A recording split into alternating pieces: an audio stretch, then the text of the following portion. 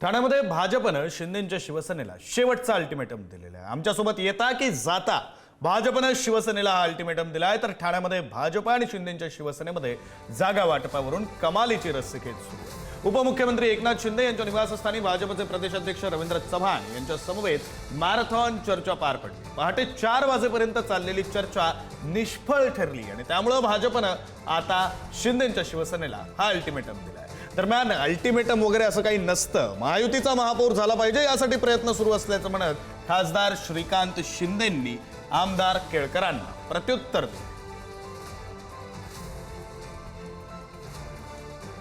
युतीच्या 2 बैठका झाल्या, त्याच्यातून फार काही निष्पन्न झालेलं नाही। उद्याची आम्ही डेडलाईन दिलेली आहे। युती विना किंवा युतीसह दोन्हीसाठी भारतीय जनता पार्टी तयार आहे। फॉर्म्युला आता आम्ही आमच्या पक्षश्रेष्ठींकडे दिलेला आहे। आजच आमची बैठक झाली प्रदेशाच्या अध्यक्षांच्या बरोबर आणि जे काही फॉर्म्युल्याच्या गोष्टी आहेत किंवा जी भारतीय जनता पार्टीला अपेक्षित आहे युतीमध्ये, ती सगळी तपशील जो आहे तो आम्ही त्यांना दिलेला आहे आणि आम्ही हे देखील सांगितलंय की उद्यापर्यंत आपण याची निर्णय घ्यावा। यामध्ये कोणी डेडलाईन बिडलाईन या सगळ्या गोष्टी नसतात।